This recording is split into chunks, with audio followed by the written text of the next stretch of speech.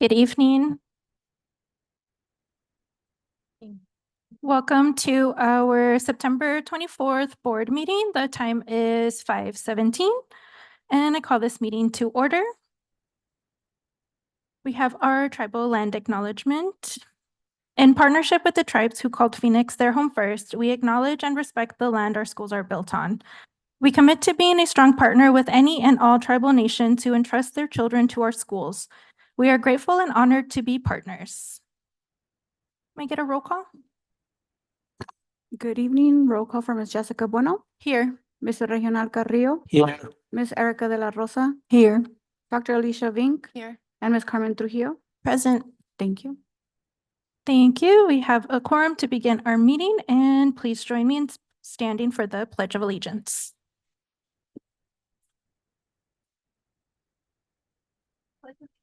To the flag of the United States and to the republic for which it stands, one nation under God, indivisible, with liberty and justice for all.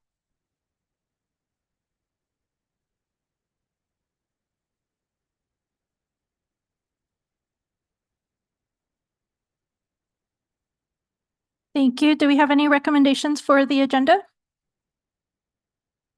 Madam President, I recommend we adopt the agenda as it stands. Thank you. I motion that we adopt the agenda for the meeting. Carmen Trujillo, I'll second.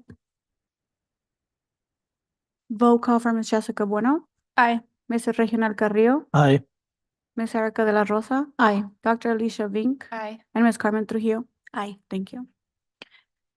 Thank you. We're moving on to our current event summary, starting with the superintendent's report. Good evening, governing board members, our community, and our cabinet members. Safety has been top of mind with the recent social media threats. Fortunately, all the threats we've received have been deemed to not be credible, and our Phoenix police have been tremendous in their willingness to work alongside us to assess each threat and to move quickly to ensure our student safety. They've established a presence at our school, and yesterday I was able to meet with Assistant Police Chief Kennedy to discuss safety in our communities. I'm looking forward to establishing a strong relationship, ensuring our student safety. We've enjoyed the start of Hispanic Heritage Month. We had wonderful events last Friday and Saturday at Faith North and at our Family Center. It's wonderful to see so many families coming out to help celebrate with us. Please watch your school's message boards and websites and join their events as they are scheduled. Last night, we celebrated the opening of the Y Academy at Monterey Park with a ribbon cutting. We're proud to be able to offer affordable childcare for infants and toddlers to our Phoenix #1 employees and families through our partnership with Valley of the Sun YMCA. The facility is beautiful and welcoming, and it's really a joy to see our youngest members of the community there. We have one of our principals is going to have their baby there tomorrow, and our board secretary has her baby there. We are also able last night to witness Mrs. Sarah Sims, who was awarded the Pillar of the Community Award from the YMCA. We are truly fortunate to have such a dedicated public servant working to provide outstanding service to our families and outstanding partners who are making sure that we're giving the best services to our families. Speaking of Mrs. Sims, later tonight, we're going to get to hear more about phase 2 of the Reimagine Phoenix #1. We will be sending community invitations out soon for our visioning sessions that will begin in October and will continue through November. We're looking forward to the input of our communities to help us reimagine and to dream about the future of Phoenix #1. And that concludes my comments. Thank you. Do we have any board member reports? Hearing none, we're moving on to our student outcome focused governance portion of the agenda. Thank you. If you're not familiar, joining us for the first time today, the board in September of 2022 unanimously passed the student outcome focused governance model. Next. And we believe that student outcomes don't change until adult behaviors change. And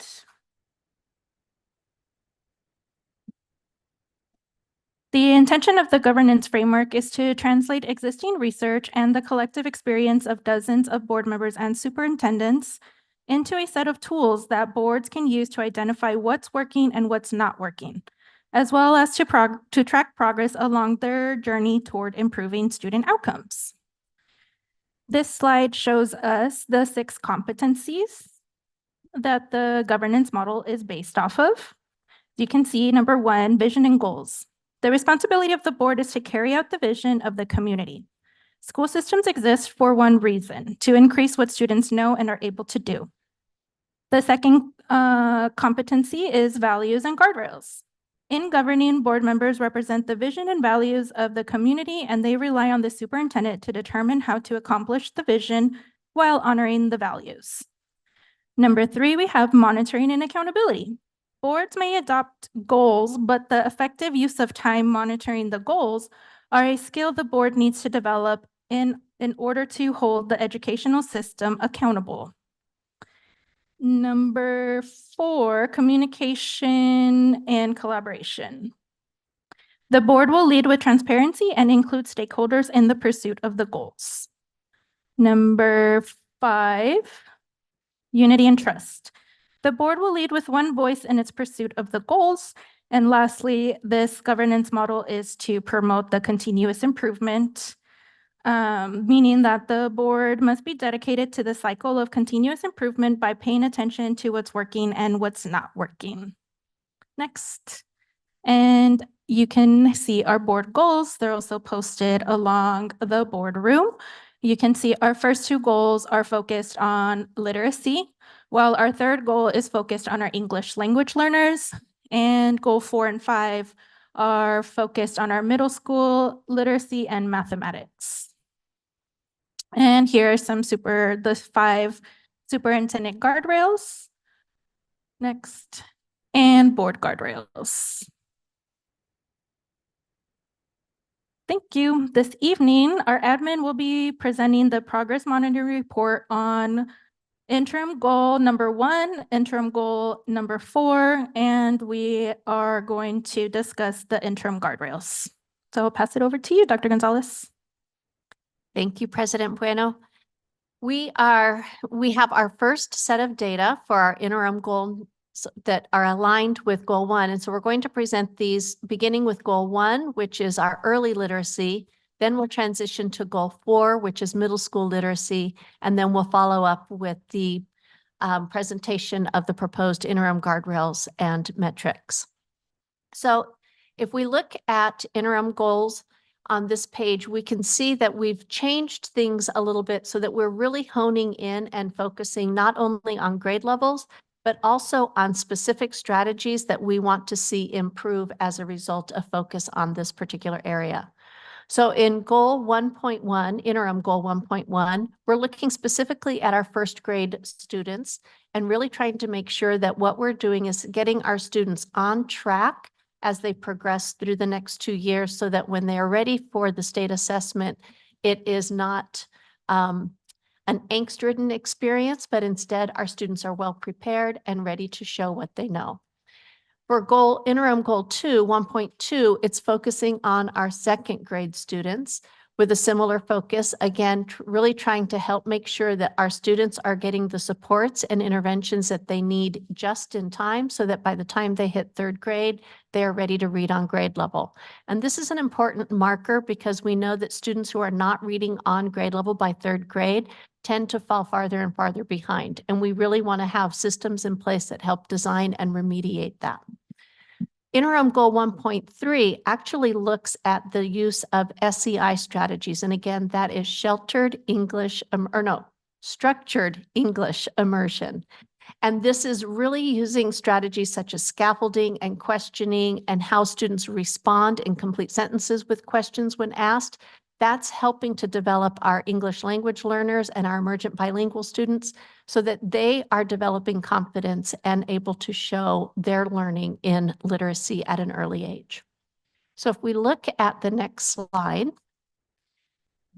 You can see this is the goal one. This is the overlay of what we're trying to achieve with our governing board goal one. The percentage of third grade students with a pass rate in reading per the AASA, and that is our state reading assessment, will increase from 25% on August or in June of 2025.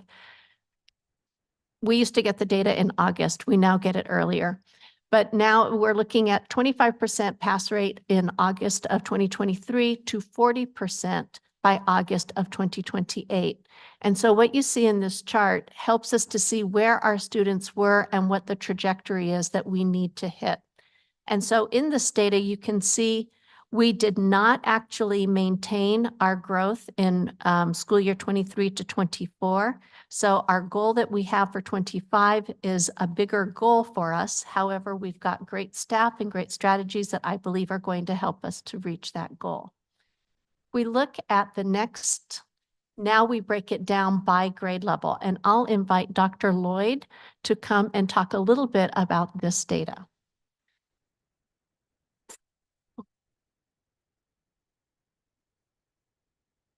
And Dr. Lloyd, for those listening, is our Director of Assessment and Evaluation and our Education Technology Engineer. Thank you, Dr. Gonzalez. Thank you, members of the board and community, for having me. So this slide is meant to show where we're at currently with our interim goal 1.1.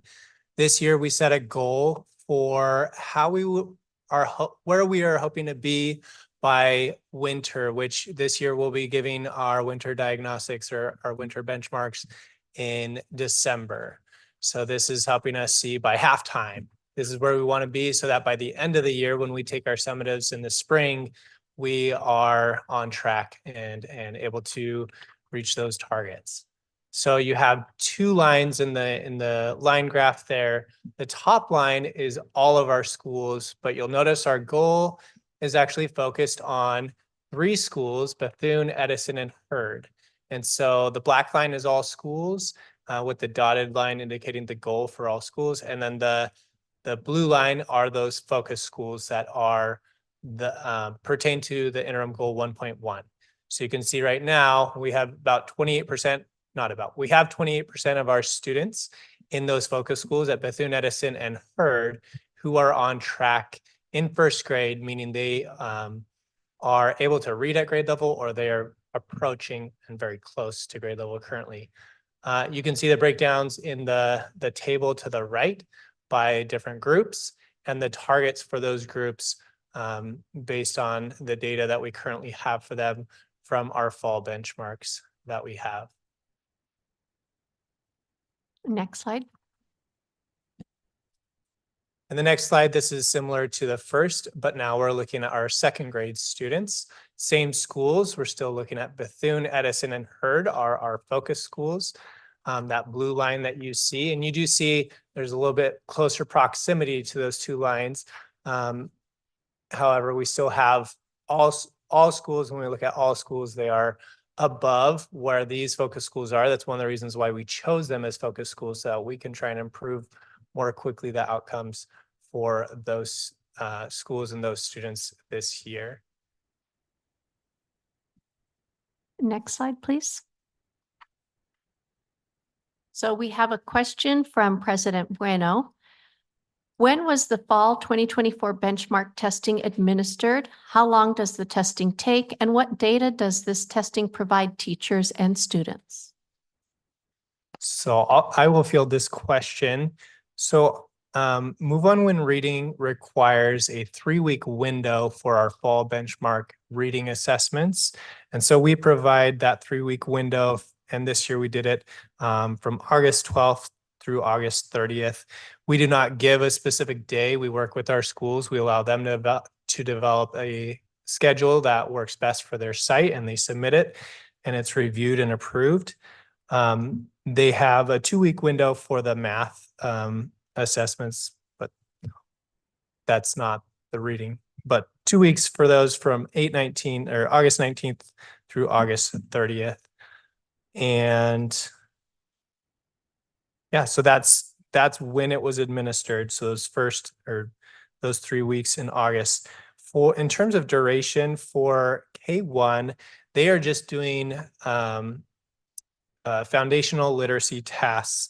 So usually for a K1 student, it's a combination of tasks. It takes about 10 to 15 minutes total to complete between 3 to 5 tasks that they do one-on-one with a proctor.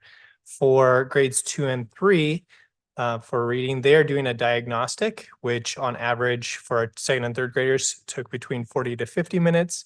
And then they have a 5 to 10 minute reading fluency passage that they do as well as part of their benchmarking to help understand where they're at, what they're reading relative to grade level skills. And then the last question, what data does this testing provide teachers and students? It's a great question. So there's some great reports and metrics provided by the iReady diagnostic, as well as from Aimsweb Plus. We get metrics such as student scale scores, national percentiles to see how a student is doing compared to the norm across the country. We also have state assessment projections for those grades that are testing that will take the state assessment later on in the year. Those are grades 3 through 8. We get Lexiles, which helps us understand kind of the reading level where students are overall, and we get quantiles for math. And then from the diagnostic, we also get an overall placement level, placing them on a grade level, and then also domain placement level. So we know where they're at relative to certain areas of reading and math. And we have some amazing reports that utilize some of those metrics. We have a grade level planning report and a prerequisite report that is really beneficial for teachers so they can see the progression of skills students need and what they have now and what they need to work on to be able to plan for them to access grade level curriculum and skills. They also have groupings reports for helping them determine what skills to work on with different groups of students.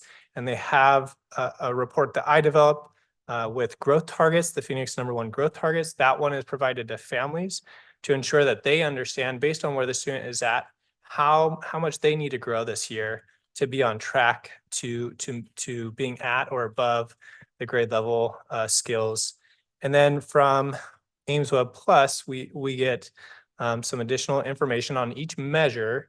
And those are usually in the form of, again, a national percentile. We also get an overall risk level, and we use those to determine reading groups for students. And we also use those to help us set a goal for each student based on a specific task. Usually those are time bound because especially in the foundational skills, we're looking at students learning their letter sound fluency. And that's usually we get a lot of students on track with that in the first 4 months of school. So by December, they should be fairly fluent with that task. And so those data are used to help us with setting the goals and progress monitoring students with their foundational reading skills as well.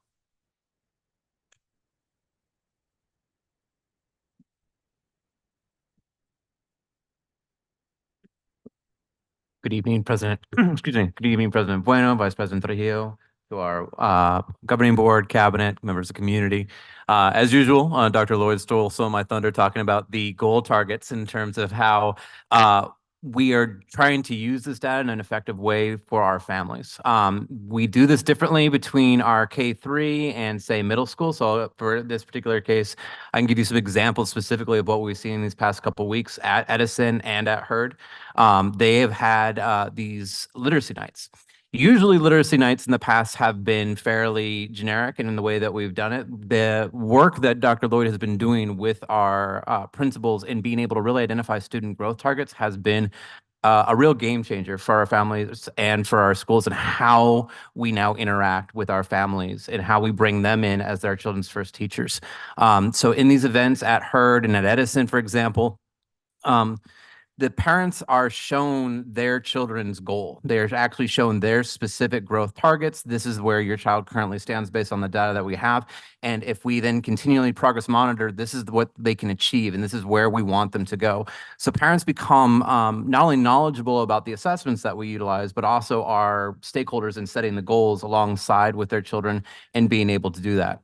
Our schools also adopt a philosophy very similar to the academic parent-teacher team model, which is not only just here's the data, but also here's some things that you can do at home. So activities are provided, vocabulary cards are provided, literacy or books and other literacy activities are provided to the families to take home so that they can practice specific skills related to their kiddos. And that way, it's sort of a new way of us doing these literacy events, which it's a lot of parent education because we are teaching them about the types of assessments that we're doing and the analysis of data, which as someone who learns a lot by working with Dr. Lloyd on any given basis, it takes a lot to kind of go into this and look at the graphs and do these things. But in this model, we're really valuing what our parents can bring in and what our caregivers can give in and giving them something really specific to their individual child. So that's been a real push for our schools this year. And I really do attribute the work that Brent has been doing in these student growth targets. This has been a professional goal of his this year, and I think it's going to really make a difference to these families. And our principals are really excited about that particular strategy. Was that the response to question 1 or question 2? 2, in Okay. terms of strategy to engage families at these literacy events. It's these goal-driven strategies of the growth targets. Thank you. And for question number 3, we're going to ask Dr. Galetti because she does a lot of work with our instructional coaches on the use of how this data is being used to improve Tier 1 instruction specifically.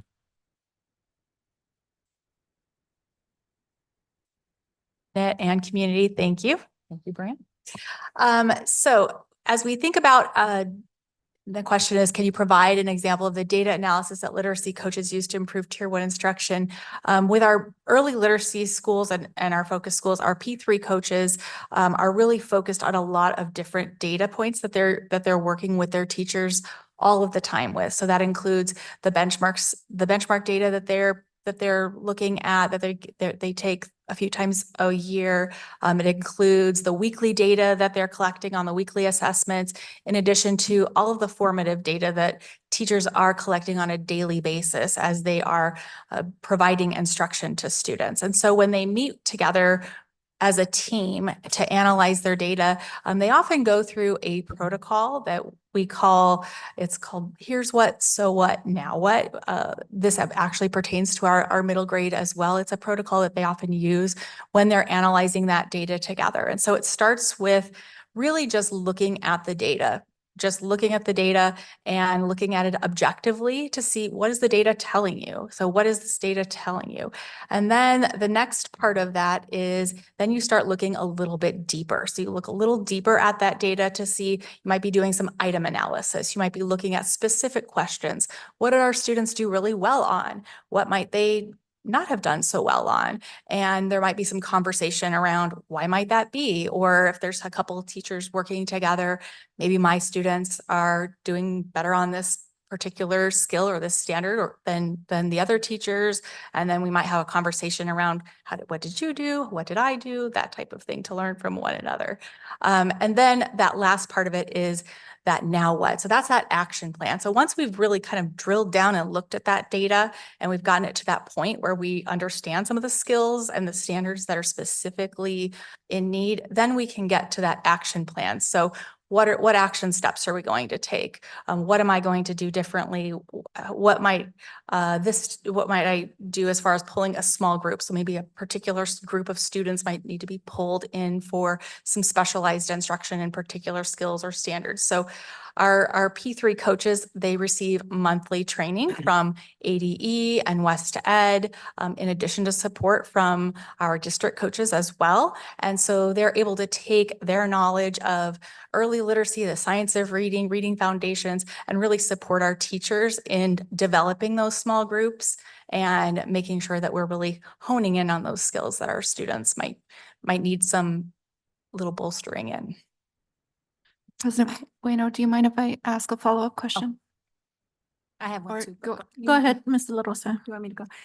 So I heard all the steps and processes. With all of that at the end of building the instruction, do you have a process where you monitor and then adjust if something is not working? Absolutely. And that's a great question. Thank you.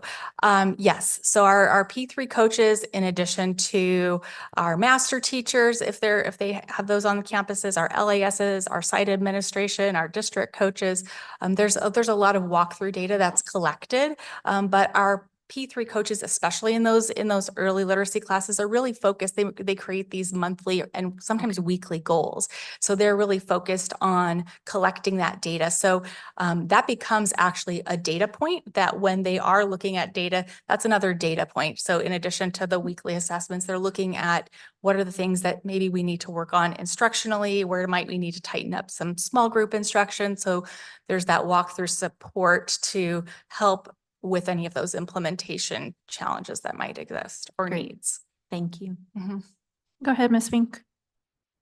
Dr. Fink, can you remind me how many P3 coaches do we have? We currently have two. One is at Bethune currently, and one is at Edison. So we have a total of 4 that we were awarded through the grant. So we're working through hopefully filling the remaining 2 soon. Okay, so do the 2 service all of our schools or just those specialties? Just the schools that they are those focus schools that they are placed at. Okay, So they're there all of the time, really working really specifically with those K-3 teachers on the goals and the needs that they have, and really, really helping them to look deeply at that data on a daily, weekly basis and help them monitor that. okay. Then who is meeting with the teams at the other schools to look at the data? So at the other schools, we have master teachers, learning acceleration specialists that are working with them. In addition to the site administration, we also have members of the CNI team that are going out and supporting those teachers as well. And how often are they meeting? They have weekly CTMs, so they are meeting weekly within a group that is supported by one of those members. The teachers are meeting weekly in a CTM Yes. during their prep time or outside of that? I believe it's usually during one of the prep times during that week that they're meeting. Okay, thank you. I have another follow-up question. It's kind of sparked after I was listening to all the questions that Dr. Vink asked. So with all these meetings and all the people that you're meeting with and getting data from them and adjusting and monitoring, at any point, and maybe you might have already shared it with me, and I apologize if you did, I just want to hear it again. At any point, are you getting student feedback? Is that in a part of this process? I know that the data you're collecting, it's being collected by adults, by teams, by analysis, algorithms, solutions, applications, but are we getting that feedback from the actual students? Yes, and I didn't mention it, and I'm glad you asked the question. Thank you. So part of the collaborative team meeting process is also looking at the student work. So, and they also often do exit tickets. Okay. So that's direct feedback from students regarding, how are they doing? How are they feeling? Where are they maybe Good. challenged with? So they are collecting that information as well, in addition to the student work that's part of what they're bringing to those meetings to look at how kids are actually performing on specific tasks. And when you're asking the students, are they hesitant to respond, or are they just full willingly saying, I love it, I don't like it, what's happening, I don't understand it? Are they actually giving you, are they able to engage in the conversation and giving you good feedback? I think the relationships that they're building with the teachers always helps to support that Mhm. authentic feedback that we need from our Okay. students.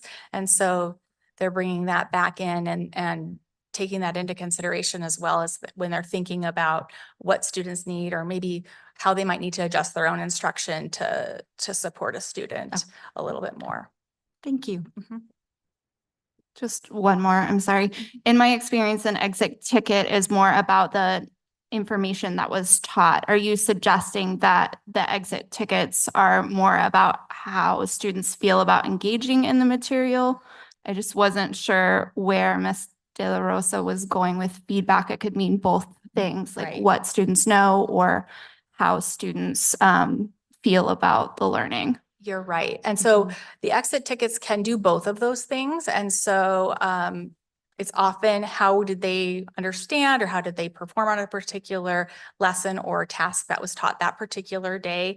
But I know that also some of our teachers are collecting data in addition to that around, they'll often do even in the early grades, it might be a smiley face or a sad face on a particular assignment that they might be turning in, just to kind of get an idea of how are they feeling about how that was or how they did on that, just to get a little bit of extra information. Thank you. I have a couple questions, and I think I'll go try to ease my way back into the first slide that we talked about. But briefly, I'll ask on slides 4 and 5, I believe, of the attachment that's in board docs. There is the mention, as President Bueno asked about the literacy nights. So it says on there, oh, here it is. On the what needs more attention, it says encourage regular opportunities to engage families in literacy events. So I know we heard the answer to question number 2, but will things be changing since this is a what needs more attention item? Will there be new things that go into that answer, or was that more of a take on what's currently going on and what's about to change, or what more attention is coming? So in regards to how this differs, as I point out before on some of those literacy nights, we do this goal setting very early in the year with students. A lot of times literacy nights are sort of a one-off where we looked at the curriculum or we talked about, the books the kids are reading.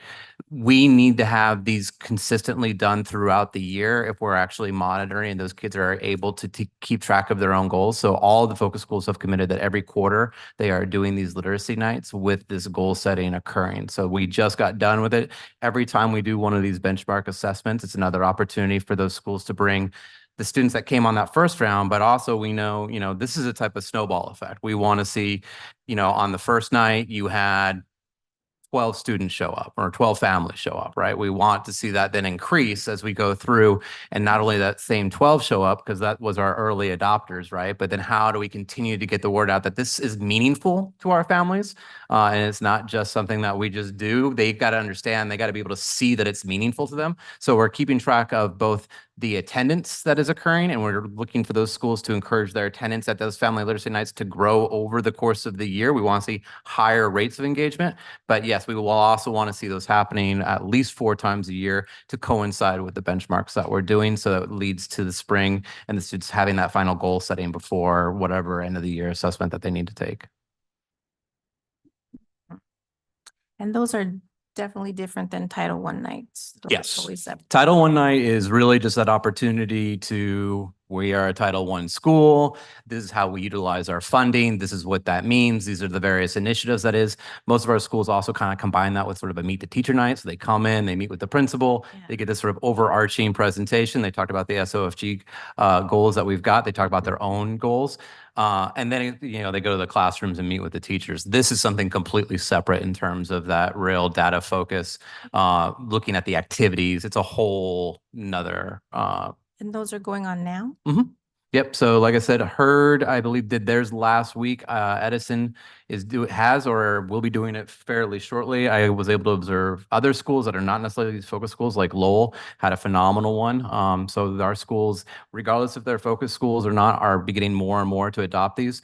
The key with the focus schools is those literacy nights or maybe math nights are really pertaining to their area of academic focus, because those are going to be where we're trying to sort of be laser focused on.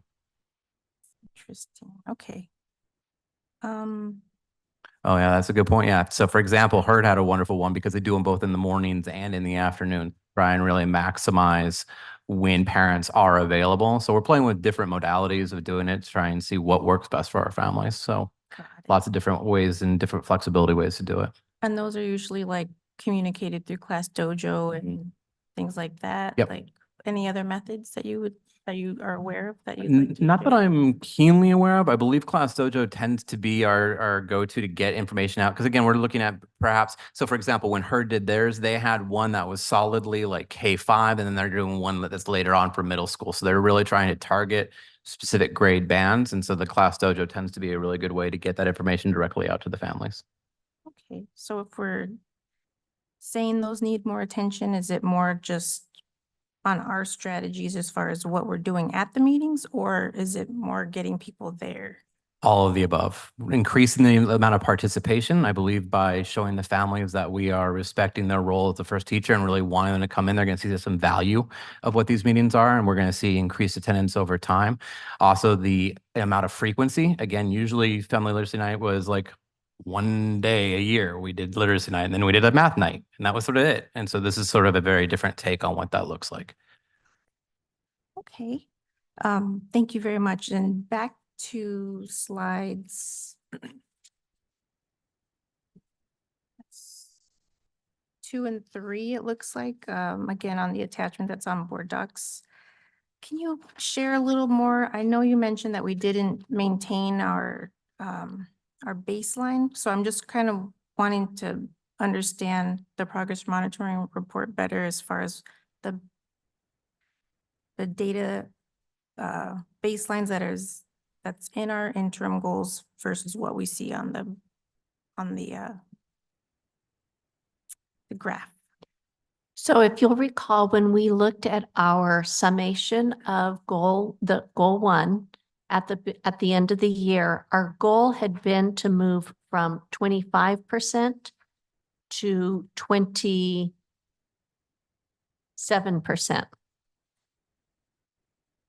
We did not, or excuse me, from 23% to 25%. We did not move to 25%. We actually stayed at 23%. So that's why we didn't meet that particular target. So when you look at the target for 25, we're trying to get to 27%. So had we met our goal, we would be moving higher, but we have a bigger gain to make in the next year because we stayed at 23. Okay, my misunderstanding, I thought that was always, those were our baseline data numbers. So I'm not more confused. I just need to switch a few things around because it's the same question I had for this presentation and our goal 4 one. So those are more of a target thing, not our baseline data. And our baseline data that we did have is what was on the graph. The graph shows our actual data. The table underneath the graph shows what our targets were. So looking at 23% in 2024, moving up to 27% in 2025. And so it shows each year where we need to move in order to hit our end goal of 40% by 2028. Guess I was more confused by the interim goal graphs. So if we look at slide 3. So these ones are slightly different. Instead of it being this spring from the prior years, like the state one, these are looking at where our first graders were, for example, in the fall of each year. And then that gives us an idea of where we want to put our target for the year. And so this fall, our first graders that we have now, we had 28% of those students who were on track with their reading at the start of the year. Whereas last year in the fall of 2023, we had 36% of that cohort. So they started off a little bit higher. And so our goal for this cohort is 35% because that they're starting at a 28% of students on track right now in fall of 2024. And perhaps part of the confusion is the overall goal for goal 1 is 3rd grade students.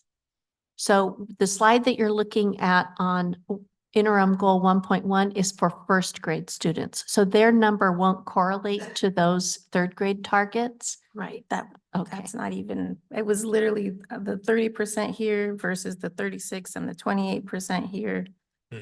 And then trying to understand the 39% target up here, but the 35 on here as well. I'm trying to make sense of those numbers. So it helps to know that those are more targets and not baselines, I guess.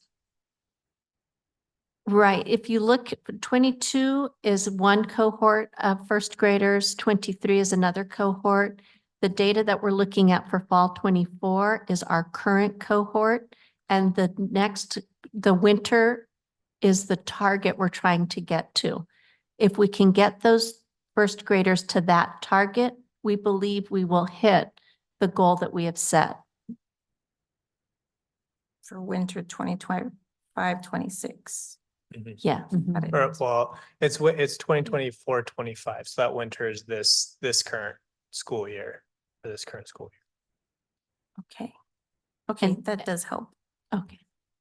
It's an intermediate goal because by 25, 26, we want to be at 39%. I can add that on there too, maybe to help show, because it is a 2-year goal that we have for that interim. So that's something I can add on so you can see where we want to be by this winter and then where we want to be next winter. So you can see all of those points on the line graph. Thank you very much. I just had a quick follow-up on the literacy nights. Are you saying that all schools are having 4 literacy nights this year? No, these focus schools, they've all committed that they're going to be having these literacy nights. So if you're 4 literacy nights.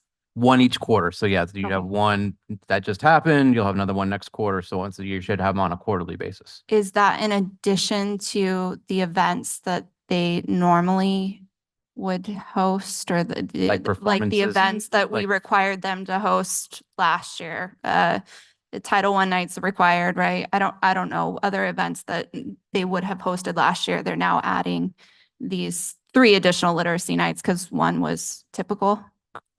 Yes, we don't tend to require Title I being a requirement because that's associated with our funding. So everyone who is a Title I school, you have to have that and you have to have it within a certain time frame by ADE. Any other performances, I don't believe we have any other really district mandated events. We're really trying to focus on this particularly. Now, again, you're going to have performances and things, we saw the Hispanic Heritage Nights and things like that our schools are doing to kind of build their culture. This is really our academic focus where we want them spending that time. If they're going to be holding teachers after and doing those type of things, doing it for this reason. And then I think you said that some of it is based on whether they're focused on literacy or math. Right. All right, so these schools are now doing 4 literacy nights and 4 math nights. No, so Oh, these schools specifically would be, I'm using these schools as an example because they're doing their literacy because they're a literacy focused school. If Okay. you are a math focused school, you're probably doing your math focus and that would be what you're focused on. Okay, thank you. Yeah, so And they're not having to do 8. Okay. Yeah. I also know that it is time intensive for teachers to prepare for something like academic parent teacher teams. Absolutely. Are we providing that time outside of our normal PD schedule? Have we adjusted the PD schedule for those schools? I can tell you that the schools that have been working on it, the principal is a major part of it and helping organize and do a lot of the work. I believe principal, and the FACE specialists as well. So we've got individuals that are beyond just the teachers helping to sort of put the packets together, put the different pieces that need to be there together. What we want for the teachers are just to be the facilitators of that. Great. Oh, yeah, Sarah, please. I can also speak to that a little bit with the FACES.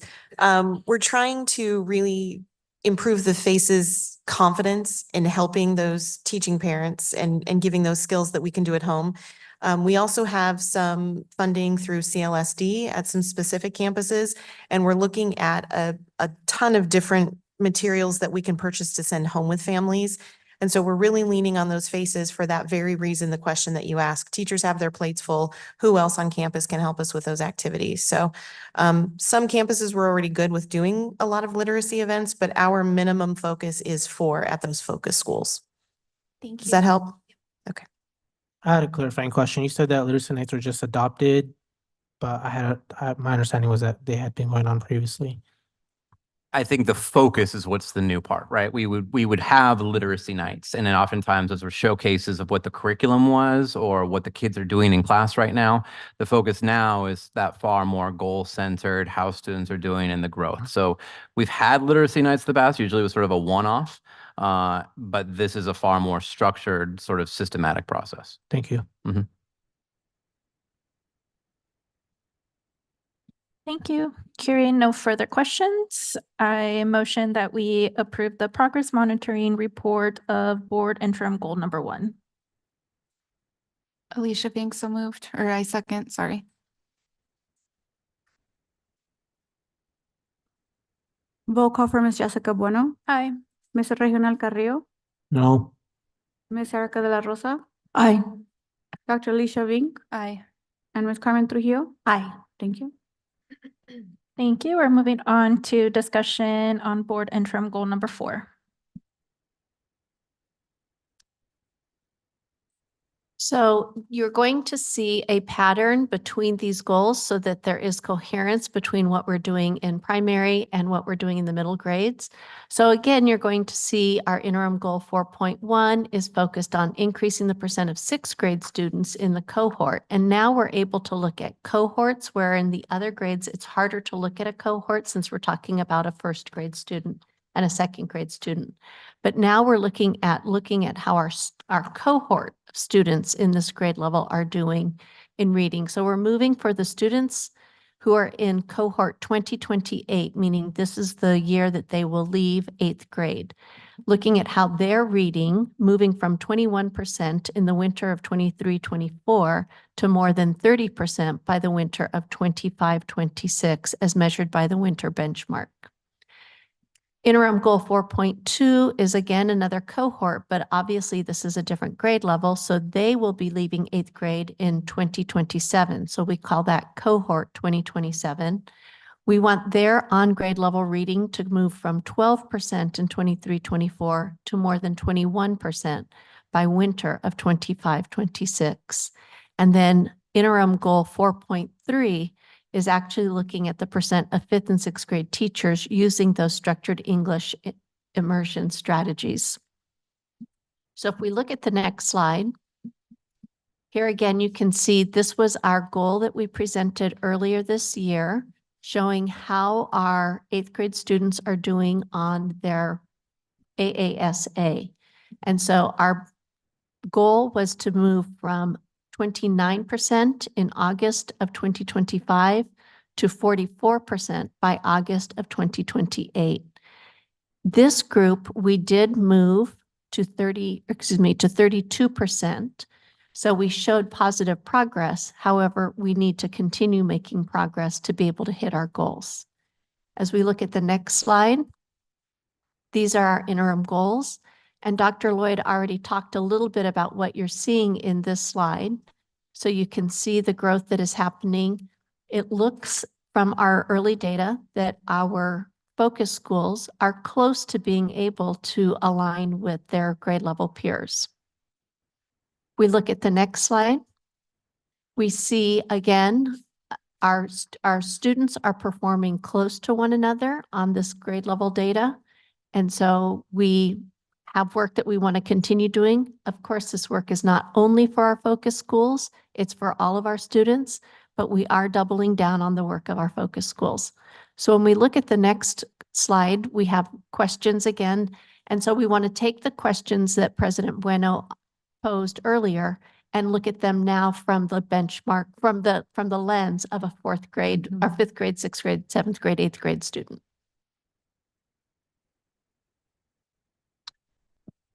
All right, so I'm gonna field question 1.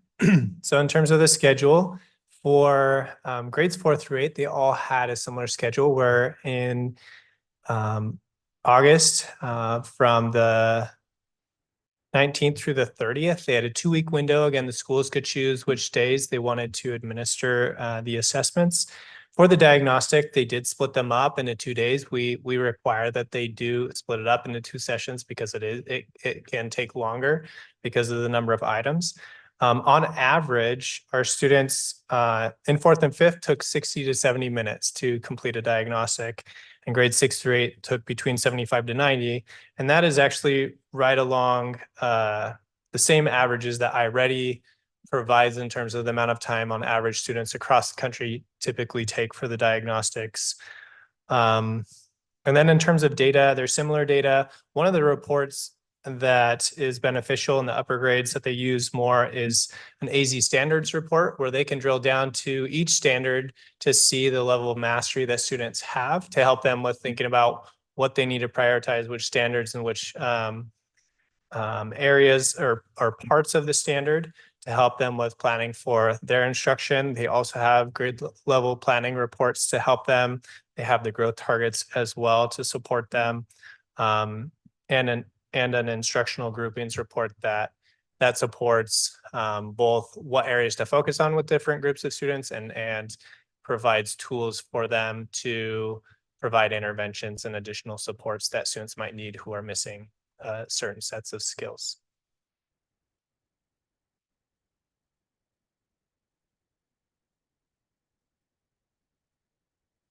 And again, we've got the same question, but different focus because we are talking about our older kiddos. And I want to go back to a point that Ms. De La Rosa pointed out, which is how important it is for our students to feel like they have voice and agency in what these are. And we know, as a former middle school teacher, those students definitely need to have a voice in their own goal setting, in their own growth, in what that looks like. And so when we talk about our older grades, one of the exciting new initiatives that we're doing in terms of having our students be leaders in this is having a greater emphasis on student-led conferences. And so these are situations in which a student with their teacher really has voice and agency over the goals that they're setting, again, utilizing this data. But then when the parent comes, and we've got parent-teacher conferences coming up shortly, when they come, the student takes the lead in saying, these are what my goals are. This is what the data is indicating with those goals. But it's a way for us also to make sure that we're engaging those students and making sure we're setting realistic goals that they see themselves represented in. We don't just say, you're here, you're going to be here, sign on the dotted line, but having those students take an active part of looking at their own data and being able to do that. So that's an extension of what, we would still have literacy nights. We keep those open for all of our students, and that's still, as these schools are still literacy focused schools are going to have those, but that's an additional step that can be taken for those older students. But I've seen them being done for elementary students as well. But I know that that's a focus for a lot of our schools right now, is to have those more student-centered conferences because of the growth data that they have access to now that we really didn't provide before. So that individual goal setting is really will be fun to watch them do those conferences. They're a lot better that way. Yeah, I actually love to hear that because I was going to ask the same questions. These are older students. They can actually tell you, have a stronger, more intense conversation about how they feel, if it's working for them or it's not working for them. And I feel like when they're part of it, they probably are engaged even more and they're excited about it. Like I know that, and this doesn't happen anymore, but when my son was a magnet, I remember that I really appreciated those curriculum nights. I always talk about them. And I remember they used to show us their test scores and they gave us where they're at. And we collectively, like my son and I, had to sit there and come up with the goal for the fall or the next metric curriculum night. And I talked to my son and I'm like, hey, how do you feel about, we're at 20%, you're here 30%. And the conversation was different because when he was in kinder and first and second, he didn't really care. But when he got to third and fourth, it was like, he actually thought about it for a second. So I do hope that we are engaging with them and that we are listening to them and that we do even read their body language because they might not be saying something, but they're portraying something. So that is definitely very important to happen. So thank you. Yeah, the work that Principal Walker has done over the 17 years to sort of develop that, we've had our other principals come and observe some of the work that he's done and some of that goal setting as a real model of where we ideally want our students to be able to do across the district. He does phenomenal work over there.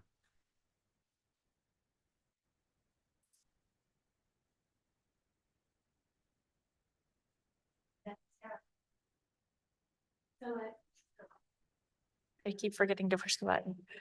So when we're looking at the middle school students and we're thinking about the tier one instruction and the coaching support for data analysis, the process for data analysis is very similar for the middle grades as it was for those younger grades.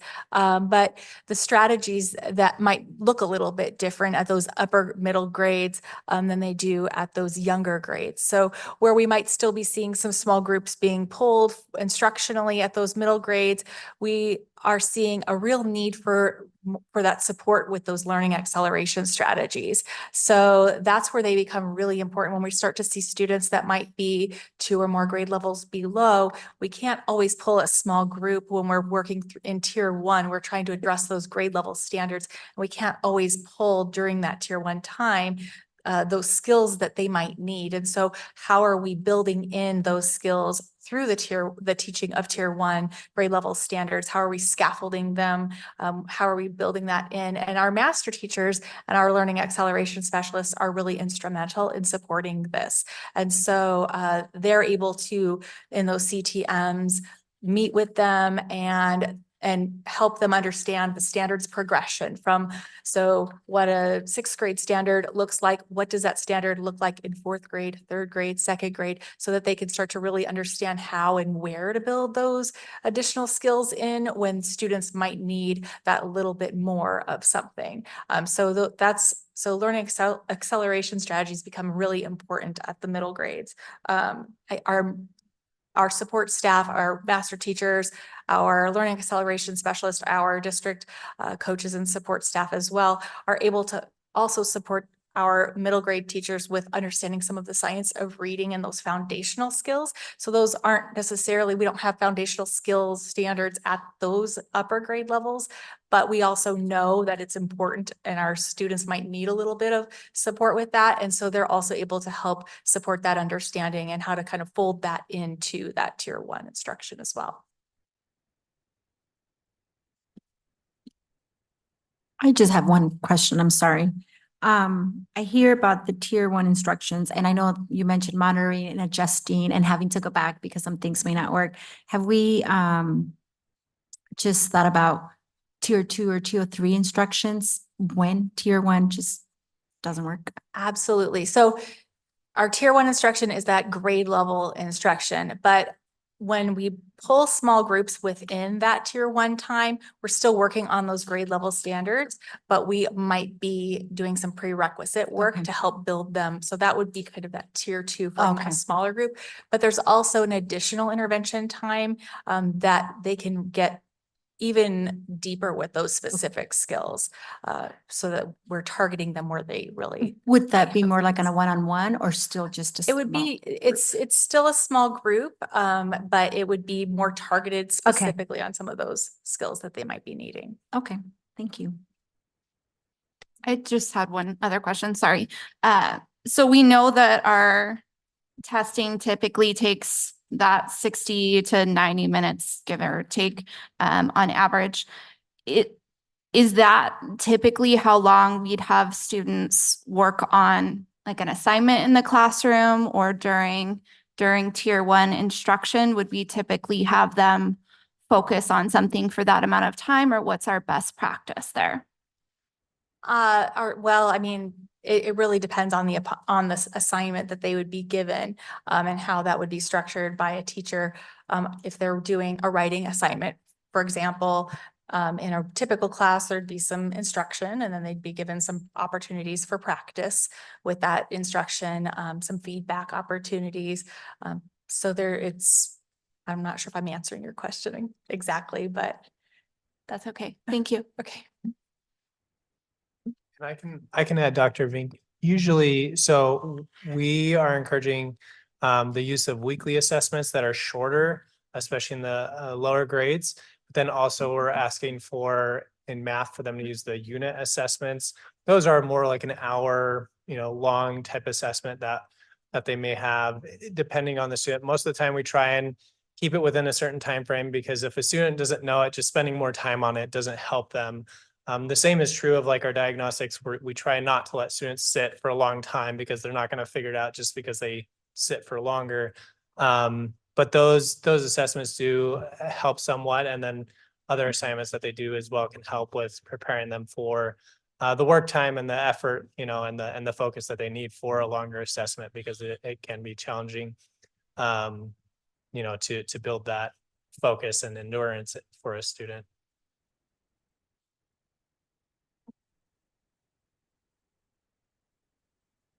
Any other questions? Thank you. Hearing none, I motion that we approve the student outcome focused governance progress monitoring report of board interim goal number 4.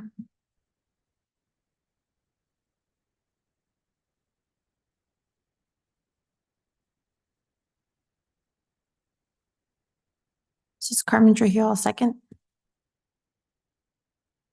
Roll call for Ms. Jessica Bueno, Aye. Ms. Regional Carrillo, No. Ms. Erica de la Rosa. Aye. Dr. Alicia Vink Nay. and Ms. Carmen Trujillo. Aye. Thank you.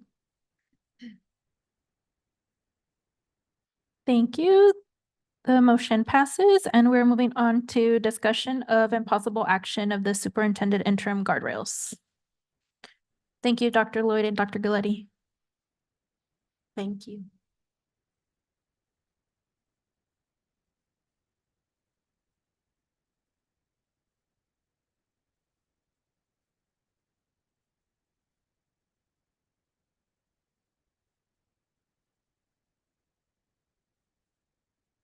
If we can pull up the presentation for this.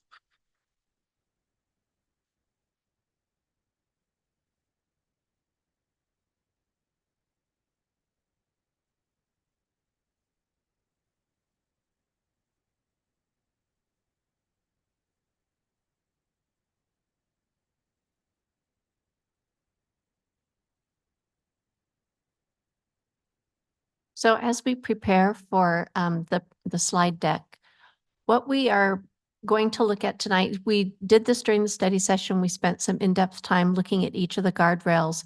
What you will see in this presentation, we're going to take a look at the theory of action again, what the actual interim goal is, and then we'll also take a look at the metrics that are associated with it.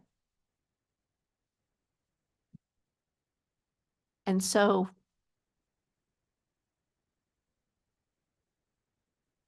in the theory of action, I can speak to it as we're waiting for it to come up. But theory of action for interim guardrail 1, remember interim guardrail 1 is open reciprocal communication.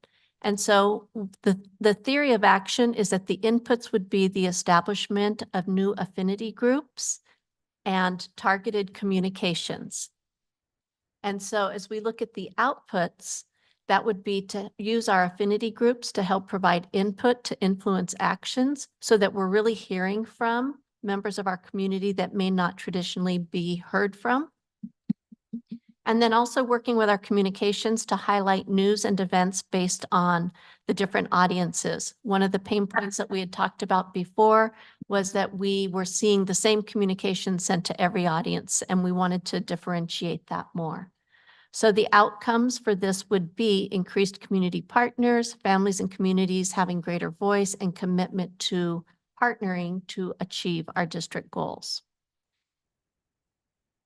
So interim guardrail 1.1 is by May 2026, the district will establish structured and open opportunities to hear from different constituents across the district, expanding regular streams of communication from one business partner luncheon and monthly meetings with employee associations and 2 student groups in 2023 to include a minimum of 3 new affinity groups with students, families, community businesses, and employees as measured by monthly meeting reports, expanded audiences receiving district communications. So on the next slide, you can see what our metric would look like. This shows a year 1 target. So in year 1, we would move from 2 employee groups, that would be PECTA and ESPA, to 3 employee groups where we would add a leader diversity group to the already established PECTA and ESPA. For students, we have the Superintendent Student Leadership Advisory Council and our ARCH group. We would maintain that affiliation for this next year. And then our family center and our school cafecito meetings, we would continue to maintain those, but we would go from 1 business partner luncheon to 3 business partner luncheons. In year 2, we would maintain the 2 that we established in 24-25. And now we would add student councils as another group that would be an affinity group we regularly meet with. And we would also add PTO leadership and families of exceptional students. And that would help us to establish these different affinity groups that we know we need to be involving and including as we go through this work. For interim goal 1.2, by May 2026, the district will increase diverse, accessible communications targeted to specific audiences as measured by governing board meeting updates to the Phoenix #1 community within 1 week of each board meeting, increasing from 4 communications in 2023 to 2024 to 24 communications over the span of that 2 years. This would be measured through print and digital media, as well as school-specific information through school channels direct to families as measured by an impact analysis of communications and marketing metrics. And this is where our communications expert is going to be the person who's really going to help us watch and measure our impact on these. But what we've done through this is to look at what do we begin to add to the ways in which we communicate, so that we're making sure we have diverse communications to different audiences, and then we can measure those impact on each of those. And so you see a set of year 1 targets, those are maintained, and then there are new targets or new communication targets added in the 2nd year. So for interim guardrail number 2, this is our customer service theory of action. So our input is to increase our front office customer service training and working with our family and community engagement specialists on family advocacy training. The idea behind this is that we establish our outputs would be role clarity and agency to serve families and to complete required tasks accurately. Our front office staff have to do a lot of work that is required and audited, and if that is not done accurately, we get audit findings. Our parent and family and community engagement specialists, we want to help include more of them in an All-in-Ed Parent Academy or other sorts of trainings that are helping to establish their comfort and their skill level in presenting to different family groups. And so the outcome of that would be high rates of family and community satisfaction with the district and the schools. These are the people that our community are facing first and foremost. So in interim guardrail 2.1, by May 2026, the district will continue the training and support of front office staff to enhance a culture of customer care and systems efficiency to improve all district offices' culture of customer care, ensuring a satisfaction rate with all district staff interactions of 85% or higher, as measured by quarterly surveys of family, staff, and community partners, and instant feedback checks in front offices. I want to make sure that we're clear. Front offices are not just at the school offices. Our district office, if you'll recall the surveys that we shared with you from last year, district office had lower rates than front office. Although they were both high, we know we can do better. And so that's what this goal is about. So when we look at the guardrail metrics, you can see we have quarter surveys. So we'll be able to do 2 trainings in quarter 1, 3 in quarter 2, 3 in quarter 3. And because quarter 4 is usually short and fraught with a lot of other responsibilities, 2 trainings. You'll see that we have set audit error rates so that we will have less than 25% error rates down to less than 15% by the end of the year. And then our customer satisfaction rates increasing to over 70% satisfied in our quarter 4 survey. In year 2, you see a similar plan for that. Again, the same number of trainings, but our audit rates are continuing to decrease so that by the end of year 2, we've had 20 trainings and we are seeing an audit error rate of less than 5% and a satisfaction rate of higher than 85%.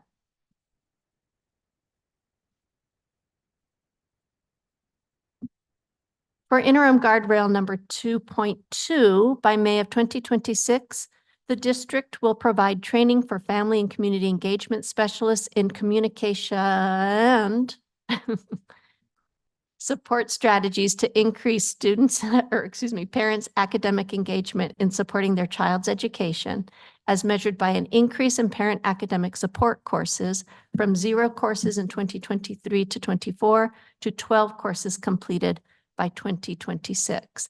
And so while we were talking about the family literacy events, being able to make sure that our faces are comfortable in helping to support those and leading those on demand is part of the goal that we're striving to achieve. So we have our showcase for literacy and showcase for math events.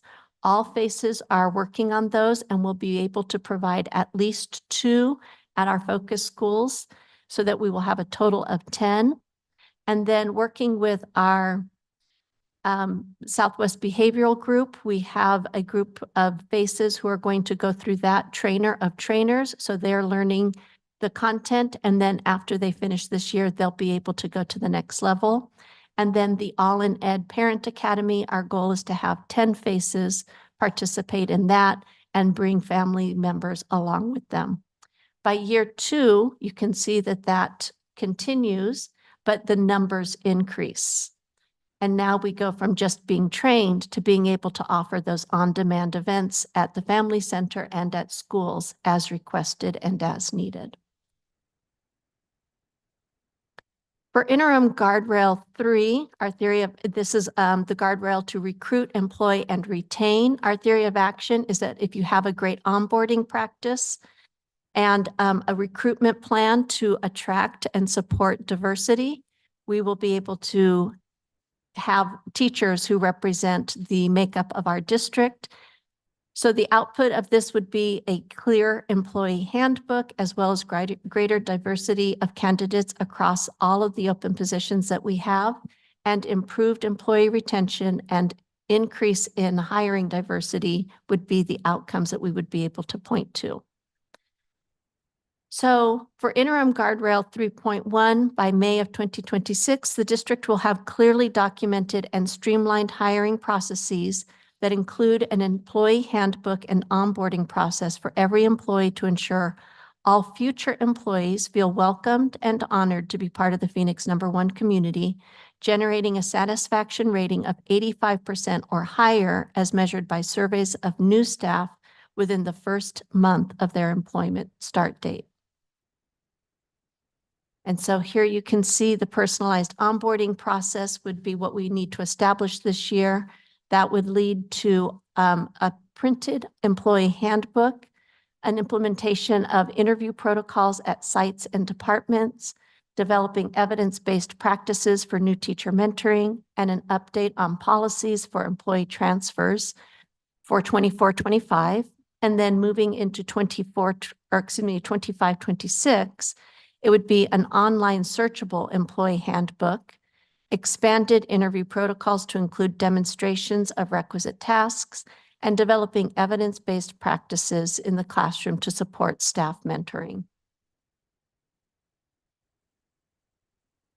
For interim guardrail 3.2, by May of 2026, the district will increase the pool of candidates by implementing a plan to recruit from historically Black colleges and universities, Hispanic serving institutions, and Native serving institution, as well as other networks supporting pathways into education with staff who match the demographics of our student communities, demonstrating an increase in diversity of our hiring pool by 15%. And here again, you can see what the metrics look like. So by 24-25, we're looking to have an applicant diversity analysis concluded to be able to identify colleges, universities, and certificate programs that support diverse candidate pathways to education and the trades. Develop recruitment committee that reflects the diversity of our student populations to help recruit. Develop recruitment materials, and then evaluate interviewer bias training to offer interview committee members. In 25-26, we would be able then to apply the diversity analysis to set our candidate goals, send recruitment committees to institutions to recruit for our population that we want to hire, and then implement the interviewer bias training to interview committees.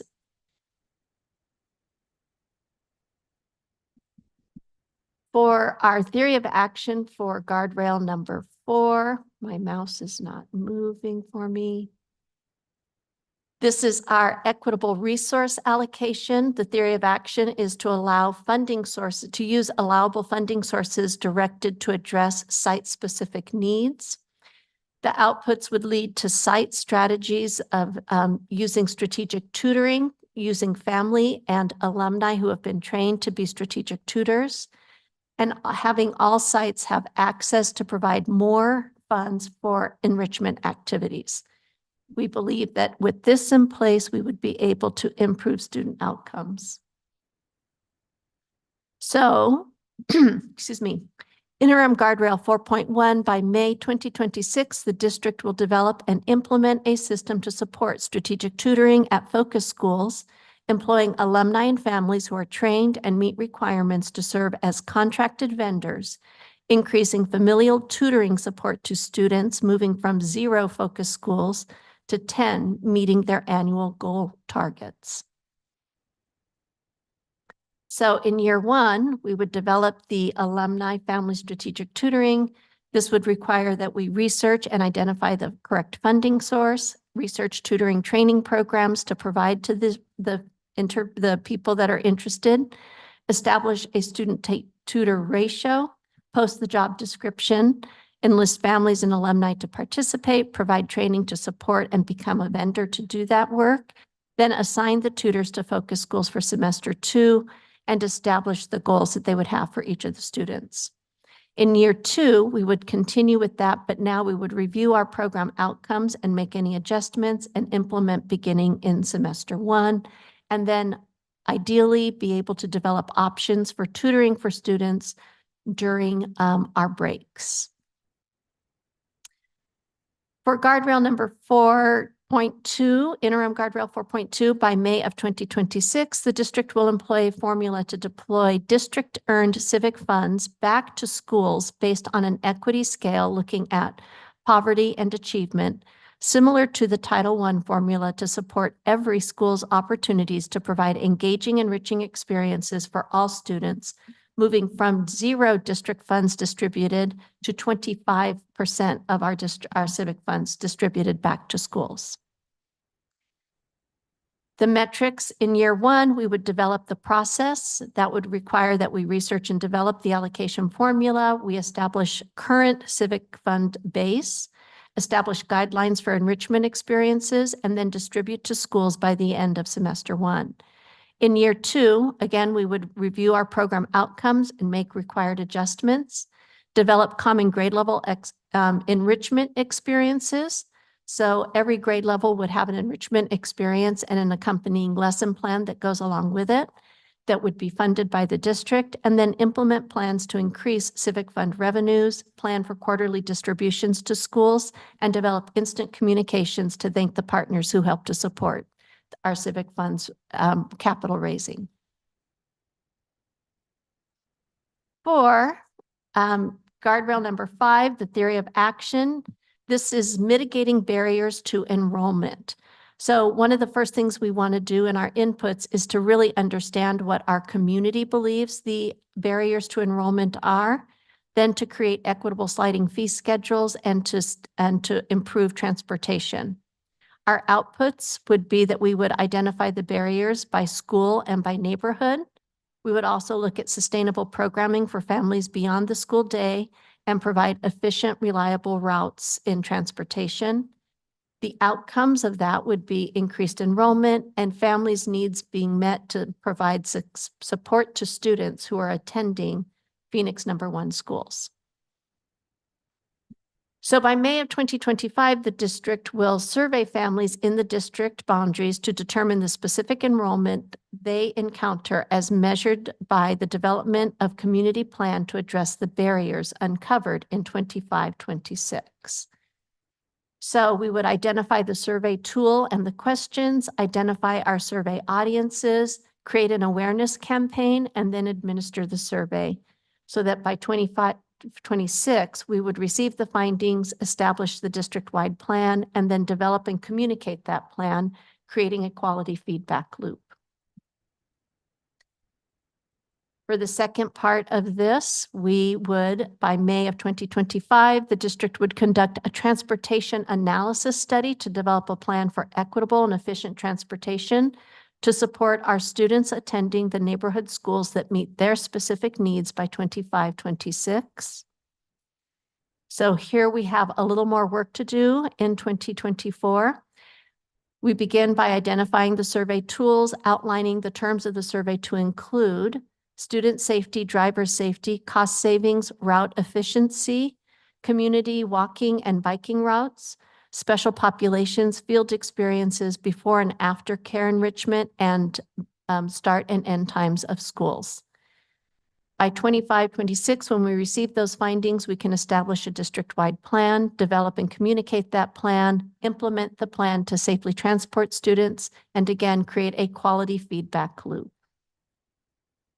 And finally, the third part of this, interim guardrail 5.3 is to establish a district with secure long-term partners who provide sliding fee schedules to ensure all students who need before and after care and/or sports and art programming, that they have access to these at an equitable cost beginning in 25-26.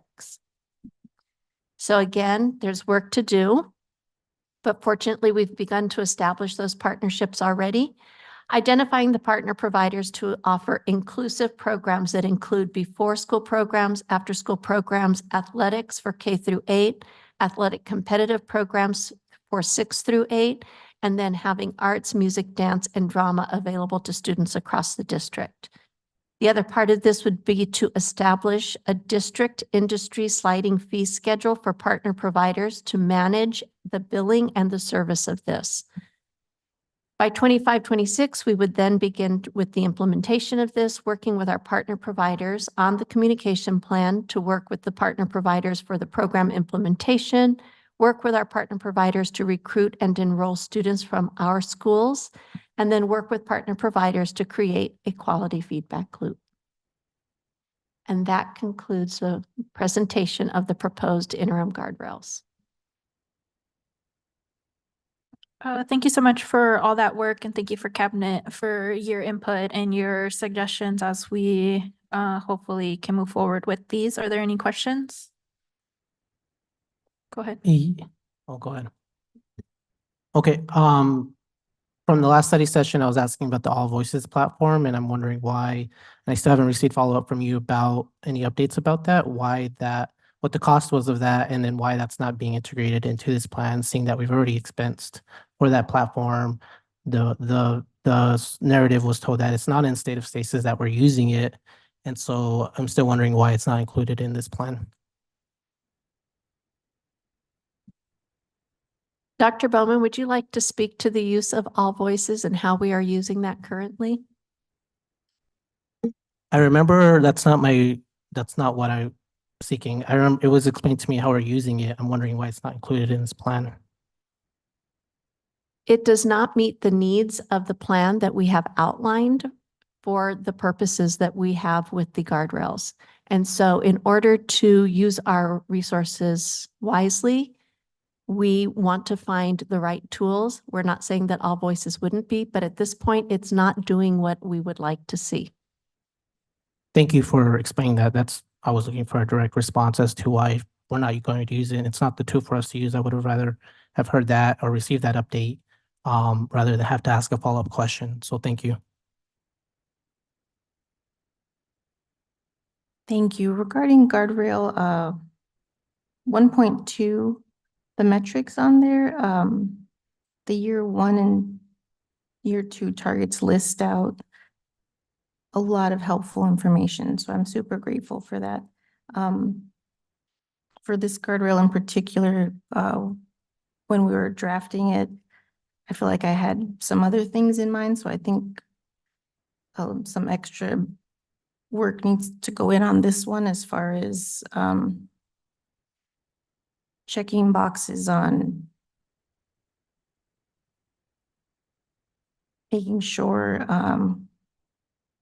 we're hitting the mark with our employees and our community with our schools in mind. I don't see our schools on there, so I'm not too sure if they fall in with the employees or the community on here. And an outlet that constantly is a concern of mine since I joined the board in 2019 is the use of our marquees. And I feel like it's a disservice that we've invested in these things and we rarely use them. Especially if we're trying to get more people to come to literacy nights and Title I nights and those things that even if I'm confused on those, I'm sure I'm not the only one sometimes, especially trying to keep up with the dates and everything. And that kind of feeds into the guardrail regarding recruiting and employment. I think somehow there's an opportunity in here for us to reach out to our community as well. As far as trying to recruit, I forget the other word, and maintain those employee relationships. Let me see which one it is. Looks like guardrail. Should be 3.2.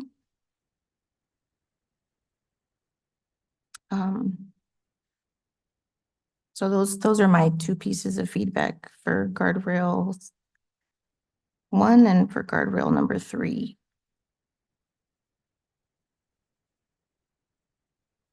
I just had a couple things. Ms. Trujillo, thank you for bringing up that it looks maybe a little bit different than what we had initially been thinking about when we created some of these guardrails, because that is my biggest concern about most of these is I don't feel like all of them represent the vision and values of our community or where the board was headed when we created the main guardrails.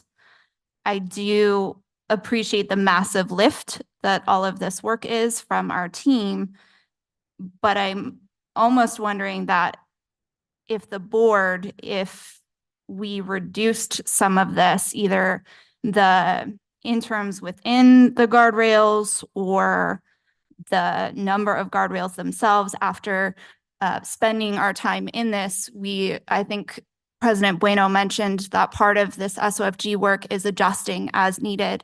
And I do wonder if we would be able to meet some of those bigger things that our community is worried about. We have been hearing that our community is worried about safety repeatedly. If we could meet those things better if we reduced this. I know that when we're looking at the employees, when we were discussing this initially, one of the concerns was that we didn't have teachers for all of our classrooms, or we were really short-staffed at that point. And now I wonder, I know that we are better staffed, but I wonder about the number of fully certified teachers that we have versus our associate teachers, the teachers.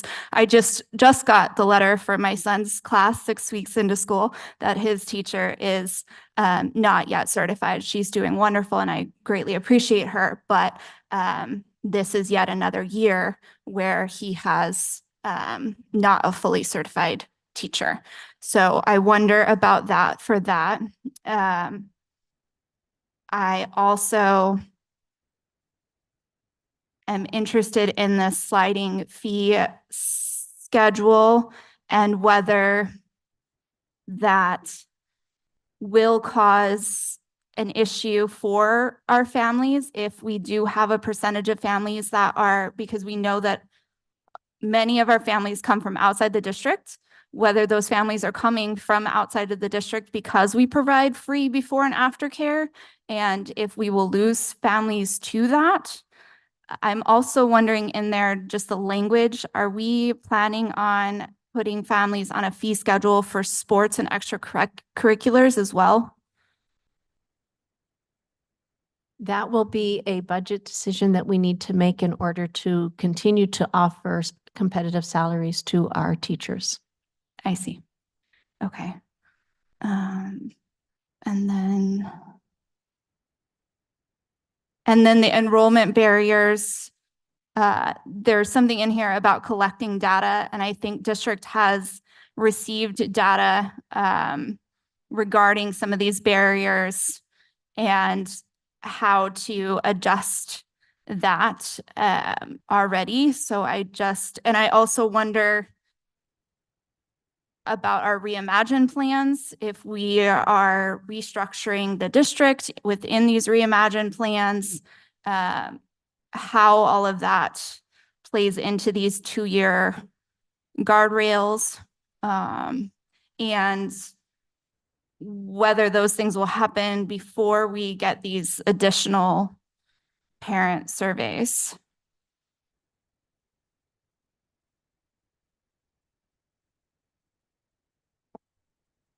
I think that is a question, or I'm not sure. Will Reimagine move forward before the additional parent surveys about enrollment barriers? Reimagine is moving forward currently. And part of that will definitely be surveying families to understand what they want in their schools. But the question of what are the barriers that are keeping you from enrolling is a separate set of questions. So it would be a separate survey. Okay. What do we do with all of the feedback that we receive from families and from the community on a daily basis that either comes into the school via communication with the principal, comes in via district office, a complaint to the superintendent? Where does that communication go? That communication rests with our communications officer and is used to make decisions across the board. That is data that we used last year to create the guardrails in response to the mitigation barriers. But during our presentation of the guardrail end goal, we were asked why we hadn't surveyed the community about the mitigation barrier or the barriers that we needed to mitigate. And so we've adding additional survey to get that information.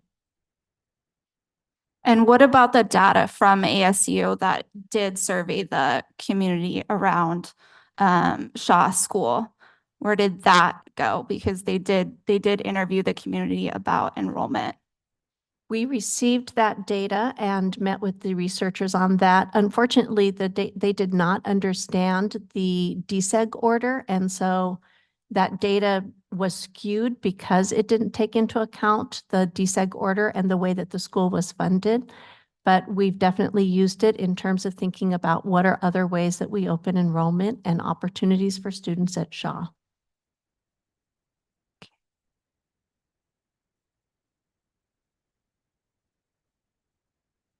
Any other questions? Okay. With that, I motion that we approve the superintendent interim guardrails.